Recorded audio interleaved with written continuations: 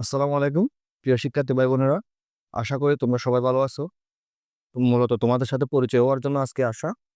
তো প্রথমে আমার পরিচয়টা দিয়ে নিই। আমি হচ্ছে তোমার জমির উদ্দিন মাসুক, পড়ছি কক্সবাজার মেডিকেল কলেজে department of mathematics, Chittagong university. তো আজকে আমি তোমাদের জন্য বায়োলজি বইয়ের হচ্ছে একটা চ্যাপ্টার পঞ্চম অধ্যায় খাদ্য পুষ্টি ও পরিপাক অধ্যায় নিয়ে এসেছি। এই অধ্যায়টা অনেক গুরুত্বপূর্ণ। এই অধ্যায় থেকে প্রথমত আহ, কিছু অনেক বেশি এমসিকিউ আসে, প্লাস হচ্ছে সিকিউ গুলা। এই অধ্যায়ে কিছু ম্যাথ আছে তোমাদের। যেমন আমি যদি বলি, আহ, এই অধ্যায়ে হচ্ছে পুষ্টির অতি প্রয়োজনীয় উপাদান সমূহ আমরা বর্ণনা করতে পারবো। এই অধ্যায়ের শেষের দিকে কিছু খাদ্য পিরামিড এবং খাদ্য গ্রহণের নিয়ম নীতি এসব ব্যাখ্যা করতে পারবো। এবং এই অধ্যায়ে মোস্ট ইম্পর্টেন্ট বলতে গেলে পুষ্টির অভাবজনিত কিছু রোগ আছে আমাদেরকে, এগুলাও আমরা শিখতে পারবো। আর আরো হচ্ছে কিছু ম্যাথ আছে যেগুলাতে আমরা ক্লাস 10 স্বাভাবিকত এই অধ্যায়গুলো থেকে ম্যাথ গুলা করলে অনেক সহজে নাম্বার পাওয়া যায় আর কি। যেমন দেখো, তোমাদের বিএমআই বিএমআর এসব হিসাব করতে পারবো। এবং বিএমআই হিসাব করতে পারবো। বিএমআই বিভিন্ন স্তর আছে, বিভিন্ন লেভেল আছে, লেভেল গুলাতে বিভিন্ন রোগ হয় আর কি। লেভেল গুলাতে ভিন্ন করলে এই রোগগুলা সম্বন্ধে আমরা জানতে পারবো। তো আমরা শুরু করা দেখা যাক। প্রথমে উদ্ভিদের খনিজ পুষ্টি। এই অধ্যায়ের শুরুর দিকে উদ্ভিদের খনিজ পুষ্টি নিয়ে আলোচনা করা হয়েছে। আমাদের পুষ্টিসমূহ নিউট্রিয়েন্ট। পুষ্টি ইংলিশ হচ্ছে নিউট্রিয়েন্ট। নিউট্রিয়েন্টের টু টাইপস হচ্ছে এসেনশিয়াল নিউট্রিয়েন্ট।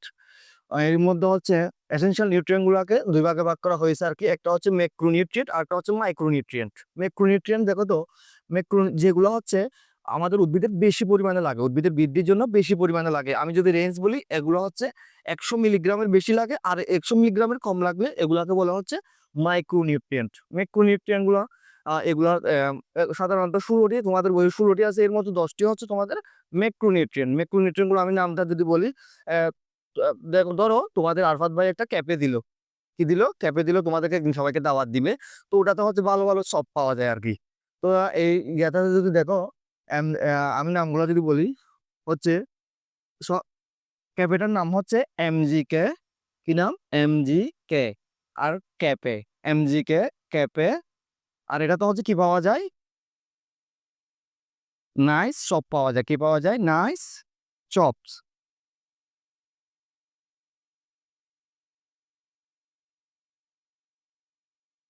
এখন দেখো তো, এখানে হচ্ছে এটা হচ্ছে তোমাদের ম্যাগনেসিয়াম।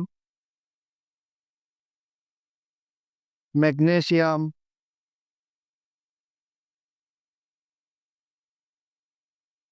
এরপর হচ্ছে হচ্ছে কে হচ্ছে কি? পটাশিয়াম। তোমরা জানো আশা করি, রসায়নে আছে।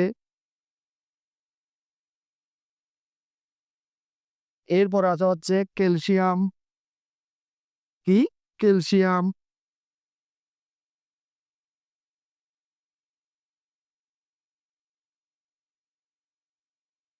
এরপর আছে হচ্ছে তোমাদের আয়রন।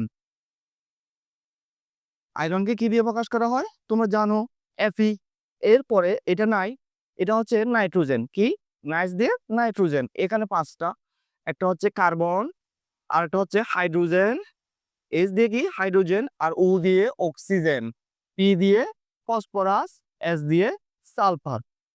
উদ্ভিদের বৃদ্ধির জন্য এই উপাদানগুলো, এই 10টি ম্যাক্রোনিউট্রিয়েন্ট গুলা বেশি পরিমাণে লাগে, সেজন্য এগুলাকে ম্যাক্রোনিউট্রিয়েন্ট বলা হয়। ঠিক আছে।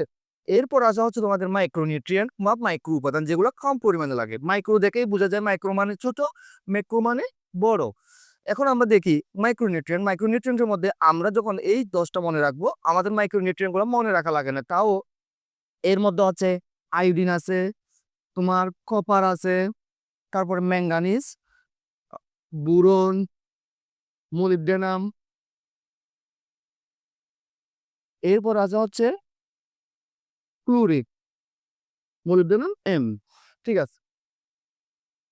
তো পরীক্ষার হলে এমসিকিউতে বিভিন্ন ভাবে আসতে পারে, নিচের কোনটি ম্যাক্রোনিউট্রিয়েন্ট। তখন তোমরা এই ছন্দটা মনে রাখবা। এখানের মধ্যে যে এখানের মধ্যে তিনটা থাকবে, বাকি এখান থেকে একটা দিবেন নিচের কোনটা ম্যাক্রোনিউট্রিয়েন্ট নয়। তখন তোমরা এখান থেকে যে কোনো একটা দেখাবে। এই 10টার মধ্যে যেটা নাই সেটাই মাইক্রোনিউট্রিয়েন্ট। ঠিক আছে। এখন আমরা এর পরের স্লাইডে যাই। আশা করি তোমরা স্লাইডটা বুঝছো। এখন পুষ্টি উপাদানগুলোর উৎস, এই যে নিউট্রিয়েন্ট গুলার উৎস কোথায়? এগুলো হচ্ছে যেমন হাইড্রোজেন আর অক্সিজেন। উদ্ভিদ হচ্ছে পানি থেকে শোষণ করে, এবং নাইট্রোজেন নাইট্রোজেন হচ্ছে মাটির উর্বরতা বৃদ্ধি করে, মাটিতেই পাওয়া যায়। আবার নাইট্রোজেন অনেক উদ্ভিদ আছে সংবন্ধন করে বায়ু থেকে, এবং এগুলা মূলত লবণ হিসেবে থাকে। যেমন যে একটা উদ্ভিদ, এটার মনে করো এটা মূল, যেমন এখানে পটাশিয়াম নাইট্রেট আছে, কি আছে? Potassium nitrate. এখন এই পটাশিয়াম নাইট্রেটটা এই আয়ন রূপে থাকে, নাইট্রেট আয়ন আর পটাশিয়াম আয়ন। এগুলো হচ্ছে ইলেকট্রন বাহকের মাধ্যমে, ইলেকট্রন বাহক। এখানে হচ্ছে কে সাহায্য করে জানো? আমাদের আয়রন পড়ছি না আমরা, এই আয়রনটা হচ্ছে এখানেও সাহায্য করে। আবার এটা আমরা পড়বো পরে। এই আয়রনটা সাহায্য করে, এটা হচ্ছে ইলেকট্রন বাহকের মাধ্যমে, এটা হচ্ছে উদ্ভিদের দেহে যায়। এই আয়নগুলো মাটিতে লবণ রূপে থাকে এবং উদ্ভিদের মূল কর্তৃক শোষিত হয়, ঠিক আছে? এখন এই উপাদানগুলোর উৎস হচ্ছে মাটি থেকে পাওয়া যায়। এবং আমরা এর পরের স্লাইডে যাব। এখন বিভিন্ন উদ্ভিদের পুষ্টিতে বিভিন্ন খনিজ উপাদানের ভূমিকা। এখানে দেওয়া আছে নাইট্রোজেন। এই যে নাইট্রোজেন, নাইট্রোজেনটা হচ্ছে প্রধানত ক্লোরোফিলের জন্য অত্যাবশ্যকীয় উপাদান। ক্লোরোফিলের সংকেত হচ্ছে তোমাদের কার্বন, হাইড্রোজেন এবং নাইট্রোজেন এবং ম্যাগনেসিয়াম পাওয়া যায় আর কি, ঠিক আছে? আহ তো নাইট্রোজেন 4টা পাওয়া যায়, ম্যাগনেসিয়াম পাওয়া যায়, তাইলে এটা ক্লোরোফিলের অত্যাবশ্যকীয় উপাদান। ক্লোরোফিলের সংখ্যাটা তোমরা দেখে নিবা, এটা আপাতত লাগে না, তাও এটাই মনে রাখবা এর সংকেতে নাইট্রোজেন এবং ম্যাগনেসিয়াম আছে, যেটা আমাদের নাইট্রোজেন লাগে। ক্লোরোফিলের অত্যাবশ্যকীয় উপাদান হিসেবে কি লাগে? নাইট্রোজেন। এখন নাইট্রোজেন সাধারণত দৈহিক বৃদ্ধিতে, উদ্ভিদের দৈহিক বৃদ্ধিতে গুরুত্বপূর্ণ ভূমিকা পালন করে আর কি। এখন নাইট্রোজেনের অভাব হলে ক্লোরোফিল সৃষ্টি ব্যাহত হয়। যদি তোমাদের জ্ঞাতে উদ্ভিদে যদি নাইট্রোজেনের অভাব হয়, তখন হচ্ছে ক্লোরোফিল সৃষ্টি ব্যাহত হয়। এই রোগটাকে বলে ক্লোরোসিস। যেহেতু ক্লোরোফিল সৃষ্টিতে ব্যাহত হচ্ছে, এই রোগটাকে বলা হচ্ছে কি ভাইয়া? ক্লোরোসিস। এরপরে আরো আছে, শ্বসন প্রক্রিয়ায় বিঘ্ন ঘটে, শক্তি নির্গমন হ্রাস পায়। এরপরে স্লাইডে যাব আমরা, ম্যাগনেসিয়াম। আমি আগের ইয়াতে বলেছি না, ক্লোরোফিলের সংকেতে কার্বন থাকে, হাইড্রোজেন থাকে, এগুলার কত কত জানি থাকে। তারপর হচ্ছে নাইট্রোজেন 4টা, এরপরে ম্যাগনেসিয়াম। তাহলে আমরা এখানে শিওর হয়ে গেলাম ম্যাগনেসিয়ামও ক্লোরোফিলের একটি গুরুত্বপূর্ণ উপাদান। এখন ক্লোরোফিল কোথায় সাহায্য করে? শ্বসনে সাহায্য করে। সালোক সংশ্লেষণে ক্লোরোফিল লাগে, তাহলে এটাও আমরা বলতে পারি শ্বসন প্রক্রিয়ায় ম্যাগনেসিয়ামও গুরুত্বপূর্ণ সাহায্য করে। তখন এর অভাব হলেও একই জিনিস ক্লোরোফিল অণু সৃষ্টিতে ব্যাহত হয় আর কি। তারপরে সালোক সংশ্লেষণ প্রক্রিয়া ব্যাহত হবে, ইজি জিনিস। আমরা জানি কি ক্লোরোফিলের গুরুত্বপূর্ণ উপাদান কি? ম্যাগনেসিয়াম। তাইলে যদি কোনো কারণে ম্যাগনেসিয়ামের অভাব ঘটে, তাহলে ক্লোরোফিল অণু সৃষ্টি হবে না। তারপরে আমার ক্লোরোফিল সৃষ্টি না হলে কি হবে? সালোক সংশ্লেষণ প্রক্রিয়া ব্যাহত হবে। এরপরে আমরা এই পরের স্লাইডে যাব।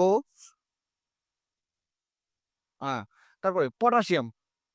পটাশিয়ামটা হচ্ছে দেহের অভ্যন্তরীণ কাজের জন্য অনেক গুরুত্বপূর্ণ। আমাদের দেহ বলো, উদ্ভিদে বলো, বিভিন্ন আভ্যন্তরীণ কাজের জন্য অনেক গুরুত্বপূর্ণ। পটাশিয়ামটা আমাদের দেহের জন্য, যদি মানুষের দেহের জন্য বলি, আমাদের বিভিন্ন অ্যাক্টিভিটি, যে বিভিন্ন পাম্প আছে, বিভিন্ন আমাদের দেহে পানি সমতা রক্ষা করার জন্য বিভিন্ন, যেমন একটা পাম্প যদি বলি, সোডিয়াম পটাশিয়াম একটা পাম্প আছে, যেটার মাধ্যমে আমাদের দেহের পানি সমতা রক্ষা পায়। এখানে পটাশিয়ামের গুরুত্বপূর্ণ ভূমিকা আছে। আর উদ্ভিদে হচ্ছে দেখো, পত্ররন্ধ্র কুলা, উদ্ভিদে ইয়ার মধ্যে ক্লোরোফিলের মধ্যে সালোক সংশ্লেষণে একটা হচ্ছে পত্ররন্ধ্র থাকে আর কি, পত্ররন্ধ্র। এই পত্ররন্ধ্র খোলা বাঁধায় কিন্তু পটাশিয়ামের গুরুত্বপূর্ণ ভূমিকা পালন করে। এটা তোমরা পরবর্তী বিচারে আরো ডিটেইলস জানতে পারবে আর কি। এখন পটাশিয়াম উদ্ভিদের পানি শোষণে সাহায্য করে। কি করে সাহায্য করে? পানি শোষণে। এখানে গুরুত্বপূর্ণ হচ্ছে কোষ বিভাজনের মাধ্যমে উদ্ভিদের বৃদ্ধি নিয়ন্ত্রণ করে। এটা কার কাজ? পটাশিয়াম। এটা কিন্তু এমসিকিউতে আসতে পারে। কোষ বিভাজনে কে সাহায্য করে? পটাশিয়াম। এবং ফলকুল উৎপাদনেও সাহায্য করে পটাশিয়ামটা। এর পরের স্লাইডে আমরা যাই। এখন আসো ফসফরাস। ফসফরাস আমাদের কি মূল? ম্যাক্রোনিউট্রিয়েন্ট। এই ম্যাক্রোনিউট্রিয়েন্ট এটা হচ্ছে উদ্ভিদের শিকড়ে থাকে, শিকড়ের বর্ধনে সাহায্য করে। যদিও শিকড়ে বর্ধনে। এখন মূল বর্ধনের জন্য, মূল উদ্ভিদের শিকড় আর কি, মূল বর্ধনের জন্য ফসফরাস অত্যন্ত প্রয়োজনীয় উপাদান, ঠিক আছে? আর এই ফসফরাসটা তোমাদের এটিপি, হাই এনার্জি ফসফেট, যেটা এটিপি আছে, যেটা আমাদেরকে শরীরের জৈব মুদ্রা বলা হয় আর কি। এটিপিকে বিভিন্ন শারীরিক কার্যাবলীর জন্য এই এটিপিকে প্রয়োজন। এই এটিপির একটা গুরুত্বপূর্ণ উপাদান হচ্ছে তোমার ফসফরাস। এখন আরো বিভিন্ন কোএনজাইম আছে আমাদের দেহে, যেমন ডিএনএ, আরএনএ, তোমরা নাম শুনছো। এখানে হচ্ছে নিউক্লিক অ্যাসিডটাকে, এখানে বিভিন্ন ফসফেট যুক্ত হওয়ার জন্য আমাদের এই ফসফরাসকে লাগে। এটি ছাড়া উদ্ভিদের পুষ্টি একেবারেই সম্ভব নয়। মানে উদ্ভিদের পুষ্টির জন্য, উদ্ভিদের বেঁচে থাকার জন্য ফসফরাস অনেক গুরুত্বপূর্ণ, ঠিক আছে? এবং এটা ফসফরাসের স্পেসিফিক ফাংশন একদম নির্দিষ্ট করে যদি বলো, মূল বৃদ্ধির জন্য ফসফরাস অত্যন্ত প্রয়োজনীয় উপাদান। এরপরে আয়রন, আমি ইতিমধ্যেই বলেছি এই যে শোষণ হয়ে হচ্ছে, এই যে পটাশিয়াম নাইট্রেট মনে করো শোষণ হলো, এটা উদ্ভিদের শরীরে যাওয়ার জন্য একটা বাহক লাগে, সাইটোক্রোম বাহক বলে একটা, এই ইলেকট্রনটা যায় আর কি, সাইটোক্রোম বাহক। এই এখানে আয়রন গুরুত্বপূর্ণ ভূমিকা পালন করে, আশা করি ভুল করবে না। এবং ক্লোরোফিল সৃষ্টিতেও নাকি আয়রনের ভূমিকা আছে আর কি। তারপর আমরা এগুলা কোথায়, যখন আমরা আমাদের উদ্ভিদের যখন আমরা চাষাবাস করি, আমাদের যখন চাষবাস করে কৃষকরা, তখন উদ্ভিদের যখন বিভিন্ন রোগ হয়, ফুল পাতা হলুদ হয়ে যায়, এই তখন হচ্ছে এই নাইট্রোজেন, যেমন নাইট্রোজেনকে আমরা বাজারে পাই হচ্ছে ইউরিয়া হিসেবে, তারপরে পটাশিয়ামকে মিউরেট অফ পটাশ হিসেবে পাই, এবং টিএসপি বলে এটাকে, টিএসপি সার বলে যেটা, এটা হচ্ছে ফসফরাস রূপে। তো যখন মূলের বৃদ্ধি কম হবে, উদ্ভিদ মারা যাওয়ার উপক্রম হবে, তখনই কৃষকরা এই টিএসপি সার, ইউরিয়া সার এসব প্রয়োগ করে থাকে ভাইয়া। তারপর উদ্ভিদের স্বাভাবিক বৃদ্ধির জন্য এই মাইক্রোনিউট্রিয়েন্ট গুলোও গুরুত্বপূর্ণ ভূমিকা পালন করে। কি করে? মাইক্রোনিউট্রিয়েন্ট যেগুলো আছে এগুলোও গুরুত্বপূর্ণ ভূমিকা পালন করে আর কি। এরপরে মাইক্রোনিউট্রিয়েন্ট কি আছে, যেমন মোলিবডেনাম। এই মোলিবডেনামটা কি করে? নাইট্রোজেন সংবন্ধনে মোলিবডেনাম আবশ্যক। নাইট্রোজেন সংবন্ধন মানে কি? উদ্ভিদ কি করে? আমাদের বায়ুতে হচ্ছে প্রথমত বেশি থাকে কার্বন ডাইঅক্সাইড, এরপরে থাকে কি? অক্সিজেন, তারপরে থাকে নাইট্রোজেন। এই যে নাইট্রোজেনটা উদ্ভিদ কি করে? সংবন্ধন করে বায়ু থেকে, সংবন্ধন, বন্ধন মানে কি করা? নিজের এখানে নিয়ে আসা, বন্ধনে যুক্ত করে আর কি। এই নাইট্রোজেনটাকে সংবন্ধনের জন্য আমাদের লাগা হচ্ছে কি? মোলিবডেনাম। ঠিক আছে?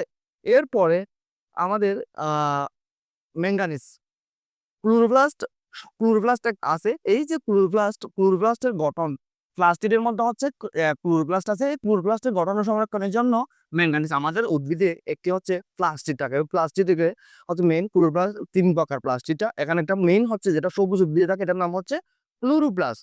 এই ক্লোরোপ্লাস্ট কি করে? এই ক্লোরোপ্লাস্টের বৃদ্ধি দেওয়ার জন্য, গঠনের জন্য আমাদের ম্যাঙ্গানিজ লাগে। ঠিক আছে? এরপরে এইগুলাই আর কপার। কপার হচ্ছে, কপারকে আমরা সাধারণত কি হিসেবে জানি? তামা।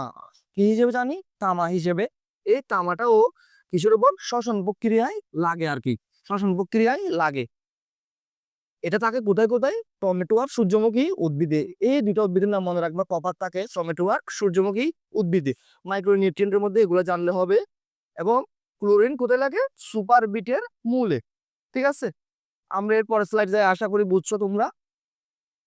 ঠিক আছে, এখন এই যে পুষ্টি উপাদানগুলো আছে, এগুলার কতগুলো ডেফিসিয়েন্সি সিনড্রোম, মানে অভাবজনিত। ডেফিসিয়েন্সি মানে অভাবজনিত রোগ। আমরা অভাবজনিত রোগ নিয়ে পড়বো। নাইট্রোজেন, আমি কি বলেছি ইতিমধ্যে? নাইট্রোজেন হচ্ছে ক্লোরোফিলের গঠন উপাদান। তাহলে নাইট্রোজেনের অভাব হলে কি হবে ভাইয়া? একবার ভেবে দেখো। নাইট্রোজেনের অভাব হলে হচ্ছে ক্লোরোফিল সৃষ্টি বিঘ্ন ঘটে। ঠিক আছে? ক্লোরোফিল সৃষ্টি বিঘ্ন ঘটে। তাহলে ক্লোরোফিল যখন সৃষ্টিতে বিঘ্ন করবে, তখন এক সময় এটা সবুজ রং থাকতে পারবে না। ক্লোরোফিল উদ্ভিদের সবুজ রঙের জন্য দায়ী থাকে আর কি। তখন হচ্ছে এটা হলুদ হয়ে যায়। কি হয়ে যাবে? হলুদ হয়ে যাবে। এবং ক্লোরোফিল ছাড়া অন্যান্য বর্ণকণা বা পিগমেন্ট মিলিতভাবে হলুদ দেখায়। অন্যান্য যেগুলো ক্লোরোফিল ছাড়া আরো বিভিন্ন জেন্তুপিল, এই জেন্তুপিল আছে, যেটা জেন্তুপিলের কারণে এটা কি দেখাবে? হলুদ দেখাবে। আচ্ছা, এতে আমার আর কিছু এখানে লাগবে না। যেমন ম্যাঙ্গানিজও লাগে, যেমন তারপরে কপার, এসবের অভাবে ক্লোরোসিস হতে পারে। এসবের অভাবেও ক্লোরোসিস হতে পারে। এই যে পাতা হলদে যাওয়ার প্রক্রিয়াটার নাম কি? ক্লোরোসিস। তাইলে নাইট্রোজেনের অভাবের ফলে আমাদের কি রোগ হয়? ক্লোরোফিল সৃষ্টিতে বিঘ্ন ঘটলে ক্লোরোসিস। এই ক্লোরোসিস আরো কিসের মাধ্যমে করতে পারে? লৌহ মানে আয়রন, ম্যাঙ্গানিজ এবং কপার। ঠিক আছে? ঠিক আছে, এরপর আছে আমাদের ফসফরাস। ফসফরাসের অভাব হলে উদ্ভিদের পাতা কি হয়ে যাবে? বেগুনি। কি কালার হবে? বেগুনি। বেগুনি হয়ে যাবে। এবং পাতায় কি সৃষ্টি হতে পারে? মৃত অঞ্চল সৃষ্টি হতে পারে। এবং এটাও লাগবে, পাতা, ফুল, ফল ঝরে যেতে পারে। ফসফরাসের অভাব হলে কি হয়ে যাবে? পাতা, ফুল, ফল ঝরে যেতে পারে। এই যে মৃত অঞ্চল সৃষ্টি হচ্ছে, দেখো, মৃত অঞ্চল। এরপরে স্লাইডে আমরা যাই, আশা করি বুঝছো।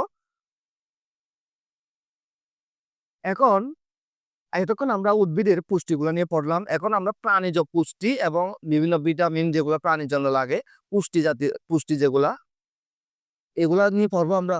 পুষ্টি এবং প্রধানত 3 ভাগে ভাগ করা হয়। প্রধানত কি ভাগে ভাগ করা হয়? 3 ভাগে। একটা হচ্ছে প্রথমত শর্করা। কি? শর্করা, এরপরে আমিষ, এরপরে ফ্যাট বা চর্বি। স্নেহ জাতীয় খাদ্যগুলাকে বলা হয় প্রধানত 3 ভাগের। তাইলে প্রধানত কি আমিষ, এরপরে শর্করা, এরপরে স্নেহ বা চর্বি জাতীয় খাদ্য। এছাড়া আরো 3টা খাদ্য আছে আর কি। এছাড়া 3টা আরো হচ্ছে পুষ্টির আরো 3টা ভাগ আছে খাদ্য উপাদানের পুষ্টির। এর মধ্যে হচ্ছে খাদ্য প্রাণ বা ভিটামিন, খাদ্য প্রাণ বা ভিটামিন। এরপর আছে আমরা যে মিনারেল পড়ে আসলাম এগুলা কি খনিজ লবণ, এরপরে পানি। এছাড়া আরেকটা আছে ভাইয়া 7 নম্বরে, এটা হচ্ছে এটাকে বলে রাফেজ। কি বলে? রাফেজ। তোমাদের বইয়ে আছে রাফেজ, রাফেজ। ঠিক আছে? এখন আমরা এগুলার একটু কাজটা জানতে হবে। পরীক্ষায় আসতে পারে এই কাজগুলা এমসিকিউ এবং পরীক্ষায় সিকিউ অনেক সময় আসতে পারে, তোমাদের রিটেনে আসতে পারে। আমরা দেখি আমিষ। তো আমিষ আমরা কোত্থেকে পাই ভাইয়া? আমিষটা পাই হচ্ছে আমরা হচ্ছে মাছ, মাংস, দুধ, ডিম এসব থেকে আরকি। আর এগুলো হচ্ছে প্রাণিজ আমিষ। আর উদ্ভিদ আমিষ কোত্থেকে পাই? ডাল, চিনাবাদাম এসব থেকে আমরা উদ্ভিদ আমিষটা পেয়ে থাকি। এখন দেখো তো এই যে আমিষ, আমিষটা কি করে? আমাদের দেহ যখন আমরা কোনো স্থানে কেটে যাই বা ক্ষয় হয়, তখন এখানে যে মাংসপিণ্ড হচ্ছে আবার ক্ষয়পূরণটা হয়ে যাচ্ছে, এটাতে সাহায্য করে কে? আমিষ। তাহলে আমিষের কাজ কি? আমাদের দেহের বৃদ্ধি সাধন এবং ক্ষয় পূরণ করে। এখন শর্করা, আমরা শর্করাটা কোথায় পাই? এই যে আমরা ভাত খাই, চাল, এই চালের মধ্যে কিন্তু শর্করা আছে। শর্করাটা ওখানে বেশি পাওয়া যায়। তো এই শর্করাটা কি করে? আমাদের দেহে শক্তি উৎপাদনে সাহায্য করে, শক্তি উৎপাদনে সাহায্য করে। বিভিন্ন কার্যাবলীতে যে শক্তি লাগে আমাদের মস্তিষ্ক এই যে কি অনবরত কাজ করতেছে, এখানে কিন্তু আমাদের কি লাগে? শর্করা লাগে। শর্করা জাতীয় খাদ্যের বলে এই আমাদের মস্তিষ্কের প্রধান খাদ্য হচ্ছে শর্করার একটা উপাদান আছে, এটার নাম হচ্ছে গ্লুকোজ। কি লাগে? গ্লুকোজ। এই গ্লুকোজটা হচ্ছে আমাদের মস্তিষ্কের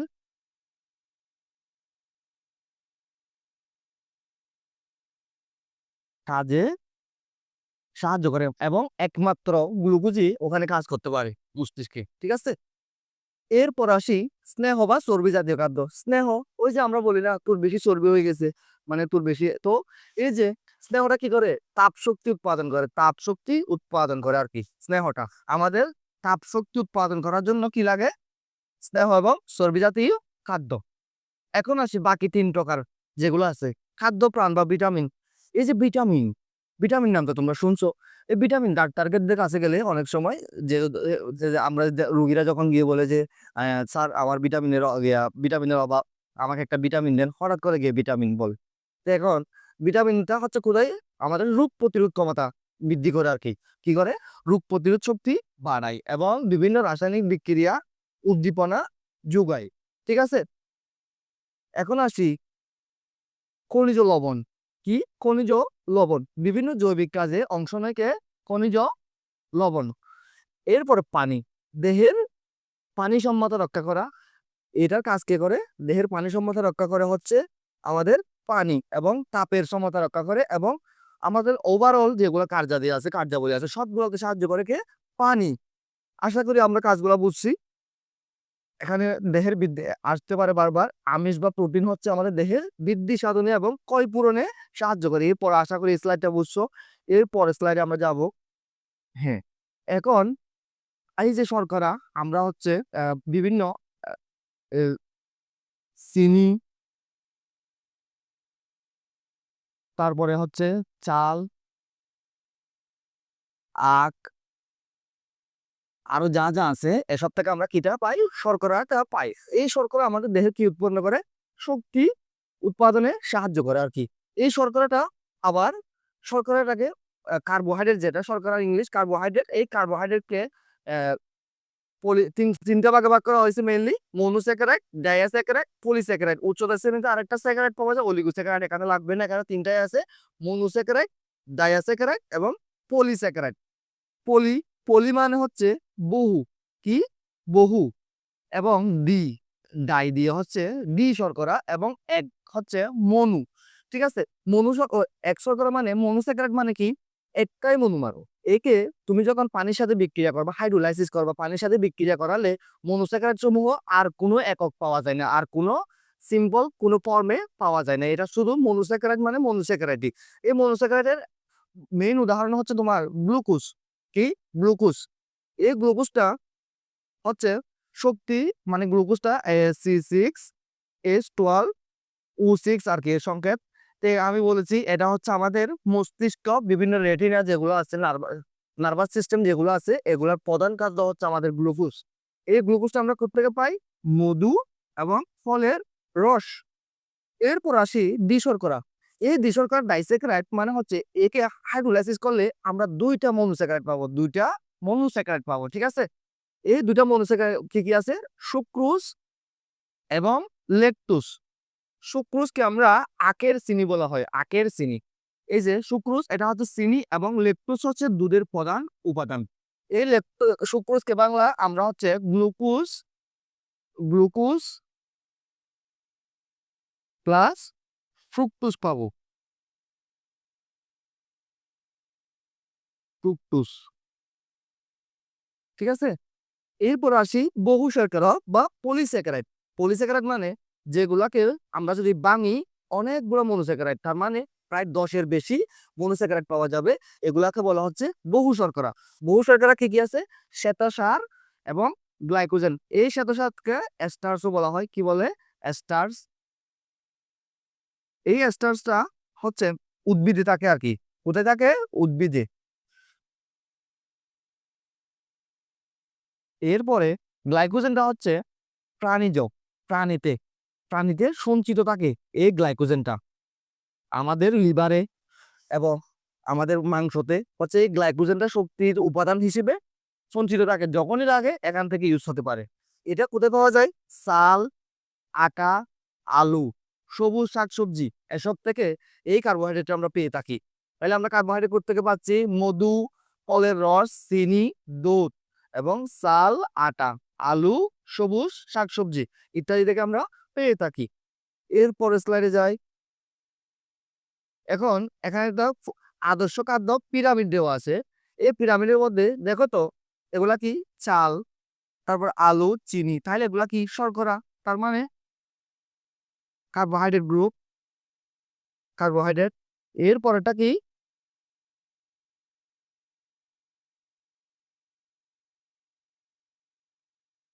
এটা কি? কার্বোহাইড্রেট।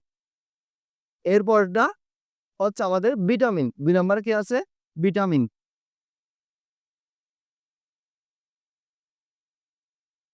এরপরে কি আছে? এই যে দেখো, মাছ, মাংস, ডিম, এসব কি? তাইলে এসব হচ্ছে আমাদের প্রোটিন বা আমিষ, আমিষ। একদম উপরে আছে হচ্ছে ফ্যাট, চর্বি,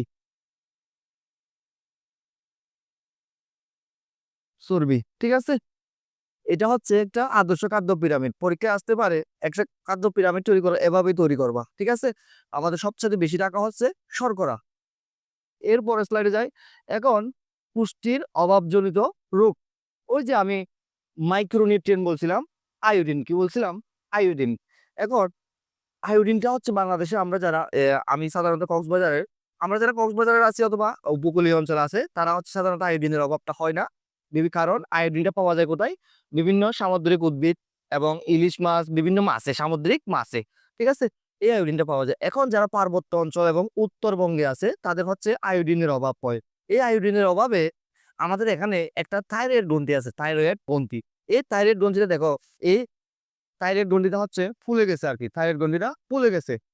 এই যে থাইরয়েড গ্রন্থি ফুলে যায়, এই নাম হচ্ছে গয়টার। কি? গয়টার। গয়টারটা কি? গয়টারটা হচ্ছে আমাদের আয়োডিনের,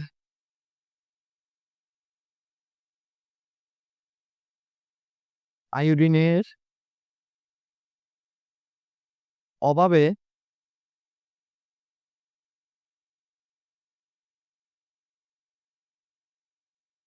এখানে একটা গ্রন্থি আছে, এটার নাম কি? থাইরয়েড গ্রন্থি।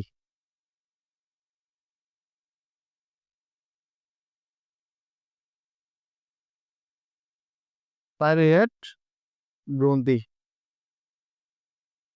এই থাইরয়েড গ্রন্থিটা কি হবে? ফুলে যাবে। কি হবে? ফুলে যাবে। এখন অনেক সময় আমাদের টিউমার হয়, ক্যান্সার হয়, এগুলাকে কিন্তু গয়টা বলা যাবে না। গয়টাটা কি আমাদের থাইরয়েড গ্রন্থিটা ফুলে যাবে, এখানে ইডেমা ডেভেলপ করে আর কি। ইডেমা বলতে মানে এখানে কোষের সংখ্যা বৃদ্ধি পেয়ে যায়।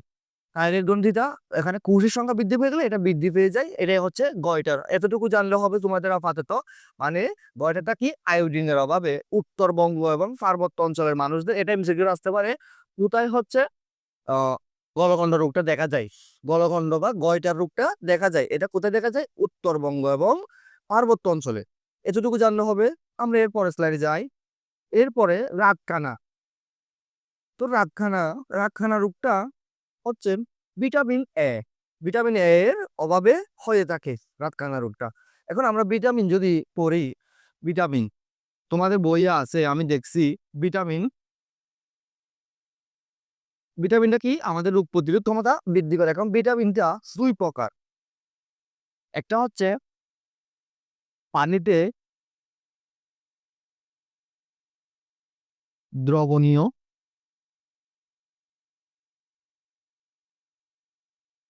আরেকটা হচ্ছে চর্বিতে দ্রবণীয়।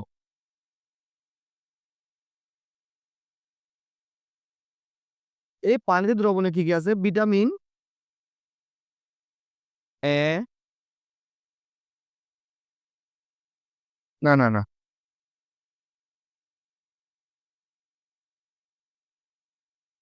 Vitamin, vitamin B. এখন ভিটামিন বি, ভিটামিন সি, আবার ভিটামিন বি এর অনেকগুলো ভাগ আছে। সাধারণত এখানে তোমাদের লাগবে ভিটামিন বি9 আর বি12 এবং ভিটামিন সি। এবং চর্বিতে দ্রবণীয় 4টা ভিটামিন আছে। কি কি? Vitamin A, vitamin D, vitamin E, vitamin K. এই যে চর্বিতে দ্রবণীয় ভিটামিন এ, এই এর অভাবে হচ্ছে আমাদের রাতকানা রোগটা হয়ে থাকে। রাতকানা রোগটা হয়ে থাকে। এই রাতকানাটা হচ্ছে জেরুপ্থ্যালমিয়া। এই জেরুপ অর্থ হচ্ছে শুকিয়ে যাওয়া। কি হয়ে যাওয়া? শুকিয়ে যাওয়া। এই যে আমাদের কর্নিয়া, কনজাংটিভা, এগুলো শুকিয়ে যাওয়ার ফলে হচ্ছে আমাদের জেরুপ্থ্যালমিয়া রোগটা হয়। এই জেরুপ্থ্যালমিয়া যদি ভিটামিন এর অভাব যদি পূরণ না হয়, এই রোগ জেরপ্থ্যালমিয়াটা বাড়তে থাকে। ঠিক আছে? একটা সময় গিয়ে জেরপ্থ্যালমিয়ার কতটি মাত্রা আছে? জেরপ্থ্যালমিয়ার 7 থেকে 8টি মাত্রা আছে। এটা আসার মতো, কিন্তু 7 থেকে 8টি মাত্রা আছে। এর সর্বনিম্ন মাত্রা কিন্তু রাতকানা। একদম প্রথম স্তর হচ্ছে রাতকানা। সাধারণত এটা কাদের হয়? বাচ্চাদের বেশি হয়ে থাকে। কত বছরের বাচ্চা? 2 থেকে 5 বছরের বাচ্চাদের বেশি হয়ে থাকে। শিশুদের মধ্যে এ রোগ বেশি দেখা দেয়। এখন আমাদের চোখের মধ্যে 2টা সংবেদী কোষ থাকে, এগুলাকে ফটো পিগমেন্ট বলে আর কি। একটা হচ্ছে রড কোষ আর একটা হচ্ছে কোন কোষ। এই রড কোষটা কি করে? কম আলোতে দেখতে সাহায্য করে। মানে রাতে এই রড কোষটা কম আলোতে, মৃদু কম আলোতে দেখতে সাহায্য করে। আর কোন কোষটা হচ্ছে আমাদের বিভিন্ন বিভিন্ন উজ্জ্বল বর্ণের আলো দেখতে সাহায্য করে। যেমন আমরা বিভিন্ন আইডোপসিন, কুনোপসিন এরকম থাকে, এগুলো জানবা পরে। এই যে রডকুস যেটা কম আলোতে দেখতে সাহায্য করে, এটাতে যখন বিঘ্ন ঘটে, এটা যখন সৃষ্টি কম হয়, তখনই হচ্ছে আমাদের রাতকানা রোগটা হয়। তখন রাতে কম আলোতে ওই বাচ্চাটি আর দেখতে পায় না। ঠিক আছে? এই দেখো, এই যে রড আকৃতির কিছু কোষ আমি দেখতে পাচ্ছি, রড আকৃতির কিছু কোষ। ঠিক আছে? এইগুলা কিন্তু কোন কোষ, যেগুলো বর্ণের বিভিন্ন বর্ণের আছে। ঠিক আছে? আর রড কোষগুলো হচ্ছে রড আকৃতির। এইগুলা যখন তৈরিতে বাধাগ্রস্ত হয়, তখনই আমার রাতকানা রোগটা হয়ে থাকে। রাতকানা রোগে হচ্ছে চোখের সবকিছু ঝাপসা দেখা যায়। রোগটি বেড়ে গেলে কর্নিয়া বুলাট হয়ে যায়। কি বলেছে? কর্নিয়া, কনজাংটিভা সব বুলাটে হয়ে যাবে, শুকিয়ে যাবে। এরপরে এই রোগ প্রতিরোধের উপায়, এই রোগ প্রতিরোধের জন্য ভিটামিন এ সমৃদ্ধ খাবার খাইতে হবে। ভিটামিন এ কোথায় কোথায় পাওয়া যায়? লিভার যকৃতে, মাছের যকৃতে এবং কলিজা, লিভার এবং সবুজ শাকসবজি, গ্রিন গ্রিন ভেজিটেবল খাইতে হবে। এবং রঙিন ফল, যেমন কি কি পাওয়া যাবে? আম খাওয়া যাবে, কলা, মিষ্টি কুমড়া, পেঁপে, গাজর এবং বিভিন্ন ছোট মাছ খাইতে হবে। তাইলে ভিটামিন এটা অভাবটা পূরণ হবে। এরপরে স্লাইডে আমরা যাই। এই রাতকানাটা কিন্তু আসার মতো আসবে। এরপরে রিকেটস। এই যে একজন বাচ্চা দেখতে পাচ্ছ তোমরা, বাচ্চাটার পাটা দেখো তো, পাটা বেঁকা হয়ে গেছে, একদম বাঁকা, ঠিক আছে না? এই যে বাঁকা। এই রিকেটস হচ্ছে আমাদের ভিটামিন ডি এর অভাব পড়ে। ভিটামিন ডি এর অভাবে আমাদের ছোট বাচ্চাদের এই রিকেটস রোগটা হয়ে থাকে।